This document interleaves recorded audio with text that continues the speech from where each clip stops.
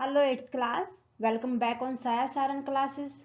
सो eighth class, मैं आपके सामने फिर हाजिर हूँ मैथ की एक और न्यू क्लास के साथ। जैसा कि आपको पता है, मैथ में हम डिस्कस कर रहे थे चैप्टर 3 अंडरस्टैंडिंग क्वाड्रिलेटरल को। सो लास्ट क्लास में हमने कंप्लीट कर लिया था एक्सरसाइज 3.3 को। उम्मीद करती हूँ कि आपने भी सोल्व कर लिया होगा और सारे क्वेश्चन आपको अच्छे से समझ आ गए होंगे। सो इसी उम्मीद के साथ आज हम डिस्कस करेंगे exercise 3.4 question number first and second को। बहुत ही आसान है। क्वेश्चन नंबर फर्स्ट में हमारे से ट्रू और फॉल्स पूछा गया है और सेकंड क्वेश्चन के अंदर हम क्वाड्रिलेटरल को आइडेंटिफाई करके बताएंगे कि आपको गिवन सिचुएशन के अकॉर्डिंग कौन सी क्वाड्रिलेटरल है। सो देखते हैं क्वेश्चन नंबर फर्स्ट।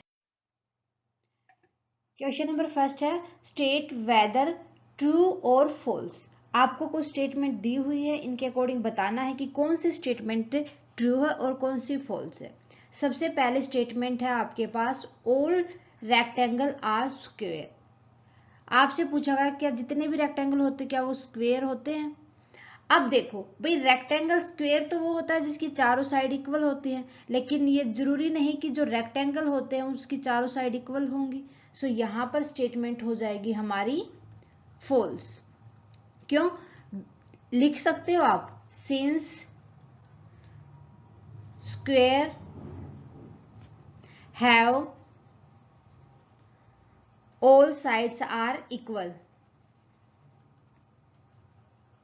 क्लियर है कि जितनी भी साइड्स होती है स्क्वायर में, चारों की चारों साइड उसकी इक्वल होती है। फिर आता है B part, all rhombus are parallelogram.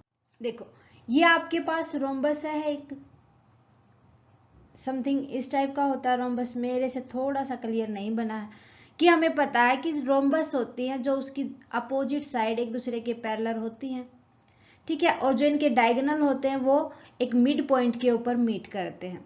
सो इसीलिए कहा जाता है कि जो रोम्बस होता है वो पैरेललोग्राम भी होता है, इसकी दोनों अपोजिट साइड्स पैरेलल होते हैं एक दूसरे के, ठीक है। तो क्या आ जाएगा यहाँ पर? ट्रू। ओके, इसके लिए हम रीजन लिख सकते हैं, since in rhombus rhombuses opposite angles are equal, opposite angles are equal। देखो अगर दो लाइन पैरेलल होंगी तो इनके अपोजिट एंगल भी तो इक्वल होंगे ना। एंगल भी तो तभी इक्वल होते हैं जब दोनों लाइन अपोजिट लाइन पैरेलल हो, ठीक है। And diagonal meet, diagonals intersect लिखो, मीट नहीं लिखते यहां पर, इंटरसेक्ट एट मिड पॉइंट। कहां पर इंटरसेक्ट करते हैं? वो मिड पॉइंट पर इंटरसेक्ट करते हैं। Okay, C part they, all squares are rhombus and also rectangles. कि भी जितने भी स्क्वेयर होते हैं वो रोम्बस भी होते हैं और रेक्टेंगल भी होते हैं। अब यहां पर देखो, सबसे पहले स्टेटमेंट थी ऑल रेक्टेंगल्स आर स्क्वेयर, क्या होते थे? फॉल्स थी वो स्टेटमेंट। तो यहां पर ये तो ट्रू हो जाएगा कि all square are rhombus, but वो कभी भी रेक्टेंगल नहीं होंगे। जरूरी नहीं कि जितने भी स्क्वेयर है वो रेक्टेंगल हो, ठीक है। रेक्टेंगल नहीं हो सकते क्योंकि रेक्टेंगल में तो क्या होता है, जरूरी नहीं होती चारों साइड इक्वल होना, हाँ, बट स्क्वायर के अंदर चारों साइड इक्वल होना जरूरी होती है। और रोम्बस के अंदर तो क्या होता है, चारों लाइन इक्वल होंगी, वो एक दूसरे के पैरेलल भी होंगे। जब चारों के चारों एंगल इक्वल होंगे, अपोजिट एंगल इक्वल होंगे एक दूसरे के, तो यहाँ पर साइड भी तो अपने आप ही एक दूसरे के इक्वल हो जाएंगी, ठीक है। तो क्या हो जाएगा, यहाँ ट्रू हो जाएगी स्टेटमेंट। ट्रू कौन सी होगी? Since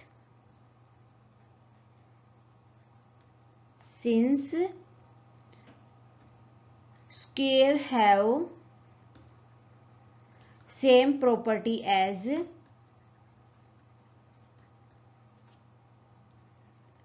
rhombus but not a rectangle. क्या होती है इनकी प्रॉपर्टीज? रोम्बस के तो इक्वल होती है बट रेक्टेंगल के इक्वल नहीं होते। क्लियर है।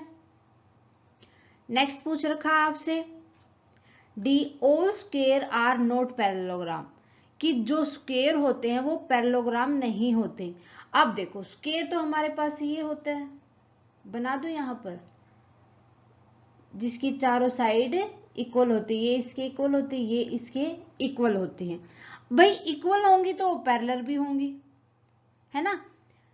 बताओ, इक्वल साइड होंगी तो पैरेलल भी होंगी, इसीलिए पैरेललोग्राम भी होंगी। यहां पर नोट पूछा गया आपसे, ये देखना आपको कि not a parallelogram but square parallelogram भी होता है। तो क्या आ जाएगी यहां पर statement, false, since all square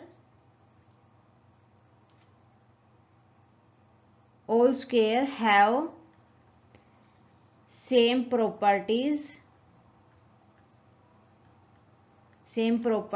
of parallelogram. ठीक है, ऐसे लिख देते हैं। क्लियर है। नेक्स्ट पूछा गया है, ऑल काइट आर रोम्बसेस, क्या सारे के सारे जो काइट होते हैं वो रोम्बस होते हैं? बताना आपको। भाई जरूरी थोड़ी ना होता है कि जो काइट होता है उसकी सारी की सारी साइड इक्वल नहीं होती, जरूरी नहीं कि इक्वल होंगी। तो यहां पर भी क्या हो जाएगी, ये स्टेटमेंट फॉल्स हो जाएगी। क्यों? Because of all kites, erase करके लिख देते हैं अच्छे से, all kites do not have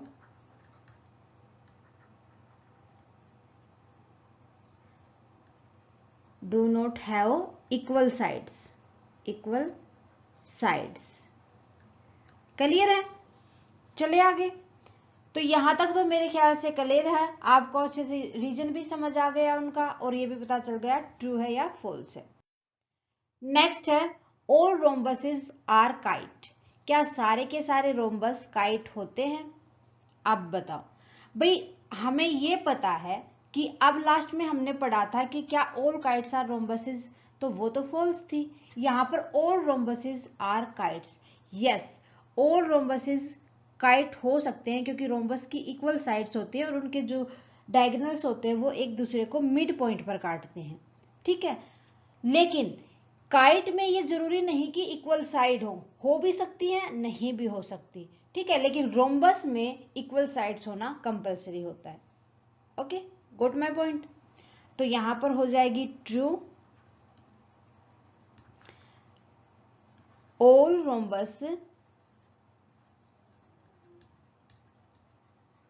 rombuses have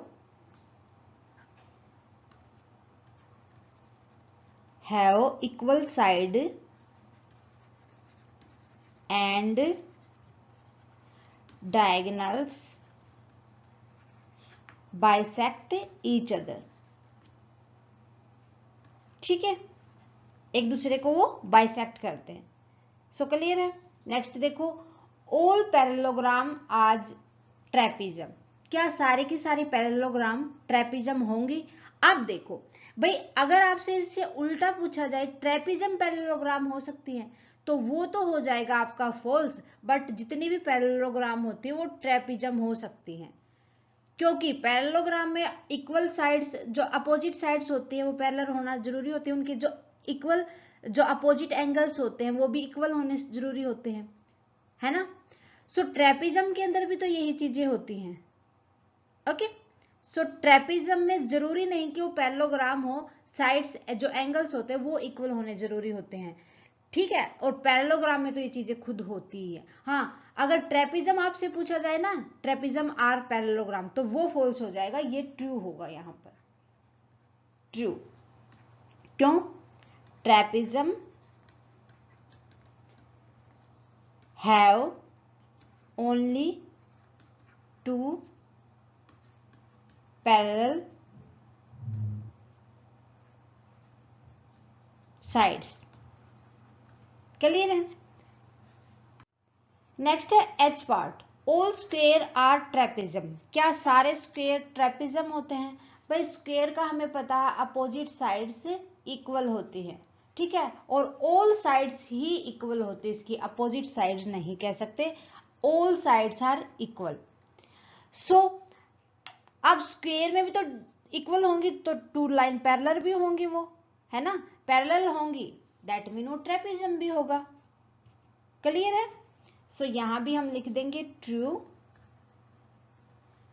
all square have also two parallel lines. Clear है? तो ये हो जाएगा इनका ट्रू फॉल्स, और आपको जो स्टेटमेंट के द्वारा भी क्लियर करके बता दिया कि क्यों आपने इनको ट्रू कहा है, क्यों आपने इनको फॉल्स कहा है। ठीक है, अब देखो question number second, four side of equal length. भाई जिसकी चारों साइड इक्वल होती हैं, जिसकी चारों साइड इक्वल होती है वो तो स्क्वायर और रोम्बस होते हैं, है ना, तो आंसर आ जाएगा स्क्वायर एंड रोम्बस, इनकी चारों साइड से इक्वल होती है। क्लियर है? फोर राइट एंगल, भाई फोर राइट एंगल या तो वो होंगे स्क्वायर के अंदर या होंगे वो रेक्टेंगल के अंदर। ठीक है, किन किन के अंदर होंगे? या तो होंगे स्क्वायर में या होंगे रेक्टेंगल में, स्क्वायर एंड रेक्टेंगल, ये हो जाएंगे इनके आंसर्स। क्लियर है? आसान था मेरे ख्याल से, कोई लंबी चौड़ी बात नहीं थी जो आपको समझ ना आए। ओके, सो स्टूडेंट आज के लिए बस इतना ही, मिलते हैं नेक्स्ट क्लास में विद क्वेश्चन नंबर 3 and 4। ठीक है, 3 और 4 को नेक्स्ट क्लास में हम डिस्कस कर लेंगे, क्योंकि ये बिल्कुल ही बेसिक है जो हमने इंट्रोडक्शन में पढ़ा था, और बिल्कुल छोटे छोटे क्वेश्चन है।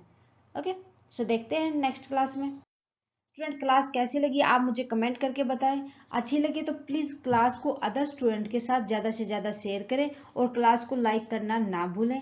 अगर आपने अभी तक साया सारन क्लासेस को सब्सक्राइब नहीं किया है तो आपसे रिक्वेस्ट है फटाफट से सब्सक्राइब कर लें और बेल आइकन को दबा लें, ताकि आने वाली क्लास की नोटिफिकेशन आपको मिल सके। Thank you very much student, मिलते हैं नेक्स्ट क्लास में। Bye bye and take care.